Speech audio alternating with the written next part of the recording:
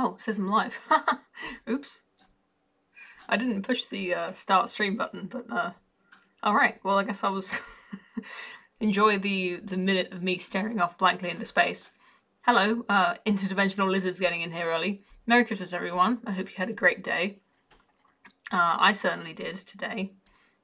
My Christmas was a little bit hectic because we were, I was preparing food for the first time, actually cooking a Christmas dinner. And my daughter is really very excited about her presents, so she was a bit of a handful. Delightful, of course, but today was a lot quieter. We did all the same sort of Christmassy things. I'm drinking some mulled wine. It's got some oranges floating in there. Delicious. I'm wearing my Christmas jumper that I got this year as a Christmas present. Tesco Value Christmas jumper. It's not a technically licensed Christmas Tesco product, but yeah, very nice. And yeah, it's just a really nice day. We saw my father-in-law and just spending it with my husband and my daughter all day. Really, really very nice. So she's gone to bed now, and I've got a few minutes just to continue the story with you because I know some people were enjoying it, and it's just I want to keep the festive Christmas spirit going just a bit longer.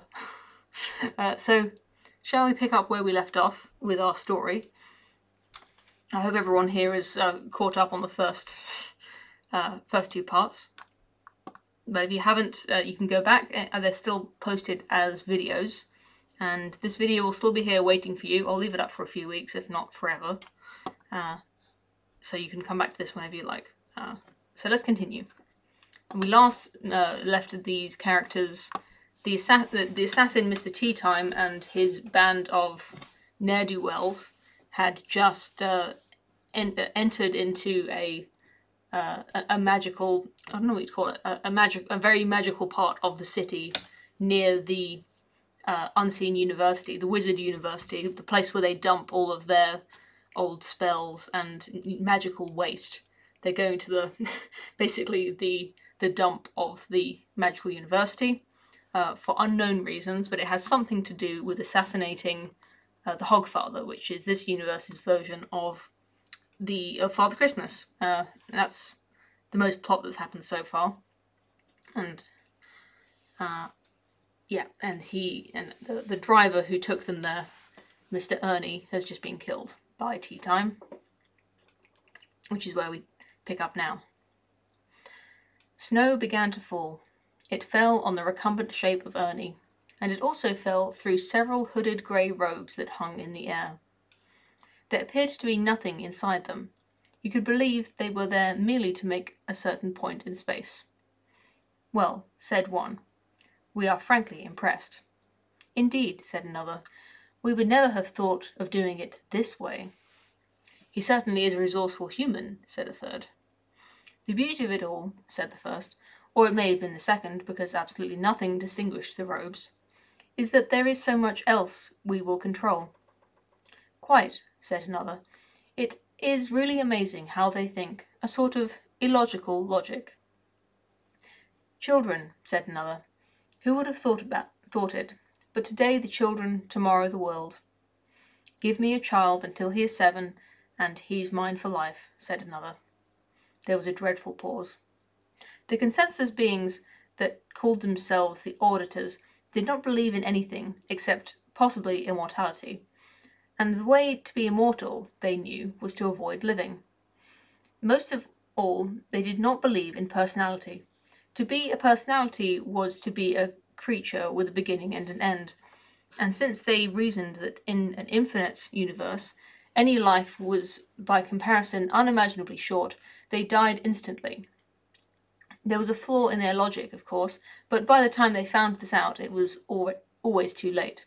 In the meantime, they scrupulously avoided any comment, action, or experience that set them apart. You said me, said one. Ah, yes, but you see, we were quoting, said another one hurriedly. Some religious person said that about educating children, and so would logically say me, but I wouldn't use the term of myself. Oh, damn. The robe vanished in a little puff of smoke. So I'm going to keep taking sips of this because it's going to get cold.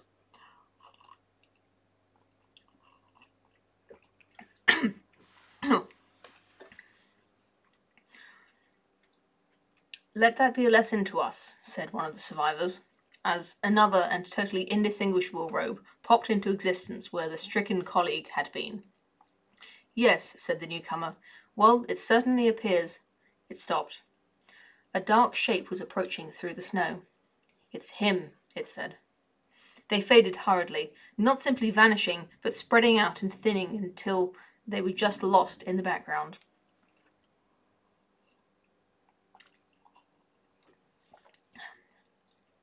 The dark figure stopped by the dead Carter and reached down. "Could I give you a hand?" Ernie looked up gratefully. "Cool, yeah," he said. He got to his feet, swaying a little. "Here, your fingers are cold, mister." "Sorry." "Where'd he go and do that for?" "I did what he said. He could have killed me." Ernie felt inside his overcoat and pulled out a small, and at his point, strangely transparent silver flask. "I always keep a nip on me these cold nights," he said. "Keeps me spirits up." "Yes, indeed." Death looked around briefly and sniffed the air. "How am I going to explain all this, then, eh?" said Ernie, taking a pull. "Sorry. That was very rude of me. I wasn't paying attention." "I said, what am I going to tell people? Letting some blokes ride off with my cart and eat as you like? That's going to be the sack for me, for sure. I'm going to be in big trouble." "Ah, well, there at least I have some good news, Ernest. And, again, I have some bad news." Ernie listened. Once or twice he looked at the corpse at his feet. He looked smaller from the outside. He was bright enough not to argue. Some things are fairly obvious when it's a 7-foot skeleton and a sire telling you them. "So I'm dead then," he concluded. "Correct." The priest said that, after you're dead, it's like going through a door and on one side of it, there's a terrible place?" Death looked at his worried, fading face. "Through a door." "That's what he said. I expect it depends on the direction you're walking in." When the street was empty again, except for the fleshy abode of the late Ernie, the grey shapes came back into focus. "Honestly, he gets worse and worse," said one. "He was looking for us," said another. "Did you notice? He suspects something. He gets so concerned about things." Is this going to work? "Yes, but the beauty of this plan," said a third, "is that he can't interfere." "He can go everywhere," said one. "No," said another, "not quite everywhere." And, with ineffable smugness, they faded into the foreground. It started to snow quite heavily. It was the night before Hogswatch. All through the house, one creature stirred. It was a mouse. And someone, in the face of all appropriateness, had baited a trap. Although, because it was the festive season, they'd used a piece of pork crackling.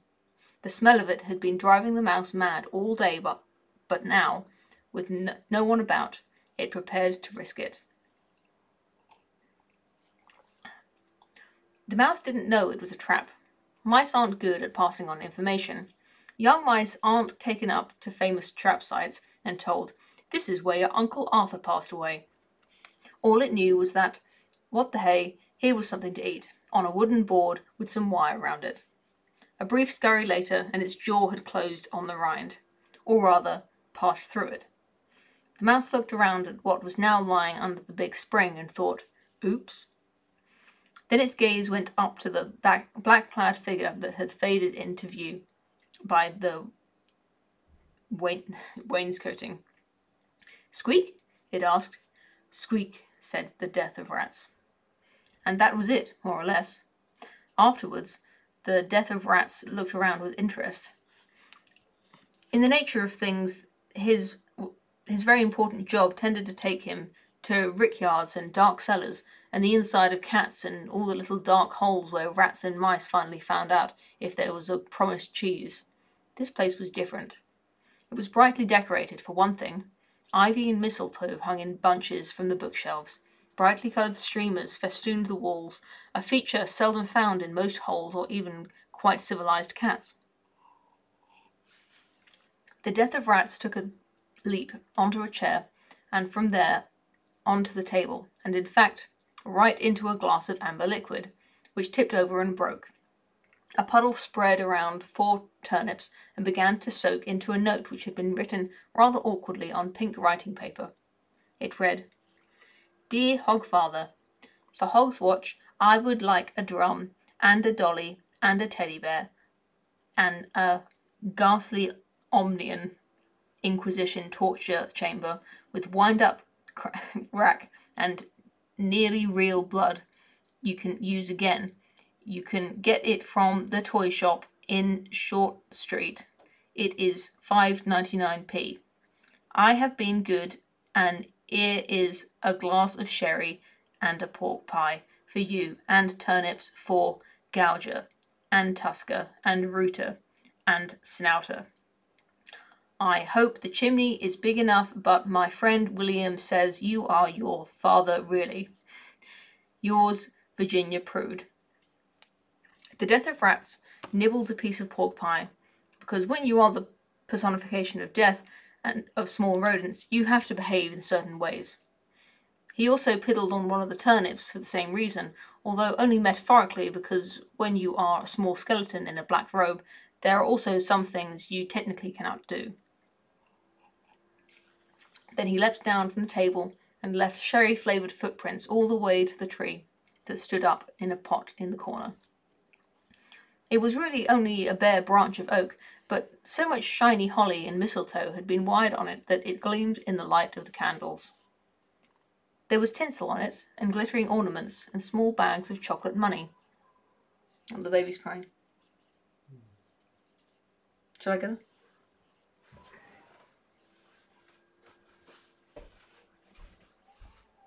It's okay. I've been relieved of duty.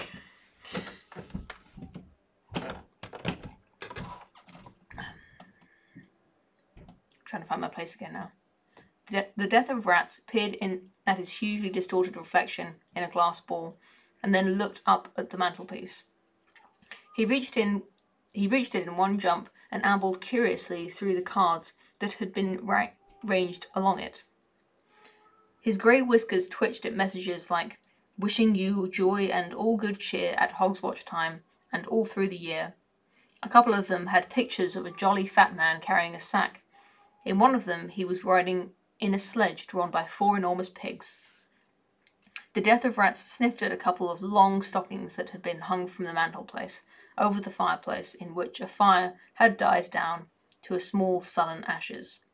He was aware of a subtle tension in the air, a feeling that here was a scene that was also a stage, a round hole, as it were, waiting for a round peg. There was a scraping noise. A few lumps of soot thumped into the ashes. The grim squeaker nodded to himself. The scraping became louder, and was followed by a moment of silence, and then a clang, as something landed in the ashes and knocked over a set of ornamental fire irons. The rat watched carefully as a red-robed figure pulled itself upright and staggered across the hearthrug, rubbing its shin where it had been caught by a toasting fork. He reached the table and read the note. The Death of Rats thought he heard a groan. The turnips were pocketed, and so, to the Death of Rats' annoyance, was the pork pie. He was pretty sure it was meant to be eaten here, not taken away. The figure scanned the dripping note for a moment, and then turned around and approached the mantelpiece. The Death of Rats pulled back slightly, behind the season's greetings. A red-gloved hand took down a stocking. There was some creaking and rustling, and it was replaced, looking a lot fatter. The larger box sticking out of the top had, just visible, the words "Victim figures not included, 3 to 10 years." The Death of Rats couldn't see much of the donor of his munificence. The big red hood hid all his face, apart from the long white beard. Finally, when the figure finished, it stood back and pulled a list out of its pocket. It held it up to the hood and appeared to be consulting it. It waved its other hand vaguely at the fireplace, the sooty prints, the empty sherry glass, and the stocking. Then it bent forward, as if reading some tiny print. "Ah, yes," it said. Ho, ho, ho. With that, it ducked down and entered the chimney. There was some scrabbling before its boots gained purchase, and then it was gone. The Death of Rats realised he'd begun to gnaw his little side's handle in sheer shock. Squeak! He landed in the ashes and swarmed up the sooty cave of the chimney. He emerged so fast that he shot out with his legs and still scrabbling and landed in the snow on the roof. There was a sledge hovering in the air by the gutter. The red-hooded figure had just climbed in and appeared to be talking to someone invisible behind a pile of sacks. Here's another pork pie. Any mustard? Said the sacks. They're a treat with mustard. It does not appear so. Oh well, pass it over anyway. It looks very bad. Nah, where something's nibbled it. I mean the situation. Most of the letters, they don't really believe. They pretend to believe, just in case. I fear it may be too late. It has spread so fast, and back in time, too. Never say die, master. That's our motto, eh? Said the sacks, apparently with their mouths full. I can't say it's ever really been mine. I meant we're not going to be intimidated by a certain prospect of complete and utter failure, master. Aren't we? Oh, good. Well, I suppose we'd better be going. The figure picked up the reins. Up, Gouger, up, Rooter, up, Tusker, up, Snouter, giddy up. The 4 large boars harnessed the sledge, did not move. Why doesn't that work? Said the figure in a puzzled, heavy voice. Beats me, master, said the sacks. It works on horses. You could try Piggy Hooey. Piggy Hooey. They waited. No, doesn't seem to reach them. There was some whispering. Really? You think that would work? It's bloody well work on me if I was a pig, master. Very well, then. The figure gathered up the reins again. Apple sauce. The pig's legs blurred. Silver light flicked across them and exploded outward. They dwindled to a dot and vanished. Squeak! The Death of Rats skipped across the snow, slid down a drain pipe and landed on the roof of the shed. There was a raven perched there. It was staring disconsolately at something. Squeak! Look at that, will you? Said the raven rhetorically. It waved a claw at a bird table in the garden below. They hangs up half a bloody coconut, a lump of bacon rind, a handful of peanuts in a bit of wire, and they think there's a good gift to the natural world, huh? Do I see eyeballs? Do I see entrails? I think not. Most intelligent bird in the temperate latitudes, and I gets the cold shoulder because I can't hang upside down and go twit twit. Look at robins now, stroppy little evil buggers, fighting like demons, but all they got to do is bobbing along, and they can't move for the breadcrumbs. Whereas me, myself, can recite poems and repeat many humorous phrases. Squeak! Yes, what? The Death of Rats pointed at the roof, and then the sky, and jumped up and down excitedly. The raven swiveled one eye upwards. Oh yes, him, he said. Turns up this time of year, tends to be associated distantly with robins, which... Squeak! Squeak! Eek! Eek! Eek! The Death of Rats pantomimed a figure landing in a grate and walking around a room. Squeak! Eek! Eek! Eek! Squeak! Eek! Eek! Eek! Eek! Eek! Squeak! Been overdoing the Hogwatch cheer, have you? Been rooting around some brandy batter? Squeak? The raven's eyes revolved. Look, death's death. It's a full-time job, right? It's not as though you can run like a window cleaning round on the side or nip round after work cutting people's lawns. Squeak! Oh, please yourself. The raven crouched a little to allow the tiny figure to hop on its back and then lumbered into the air. Of course, they can go mental, the occult types, it said, as it swooped over the moonlit gate. Look at Old Man Trouble, for one. Squeak! Oh, I'm not suggesting. Okay, I'm going to top up the, my glass is empty. By glass, I mean my mug. So I'm going to get some more mulled wine. Since the baby hasn't gone successfully to sleep, I might have to remedy that situation. Maybe cut this stream short so that my husband isn't left doing all the work himself. let's leave it there for now. Maybe I'll see you again later. Thank you very much for turning up, and maybe I'll see you again soon. Have a very nice Boxing Day for the next few hours, and I'll see you later.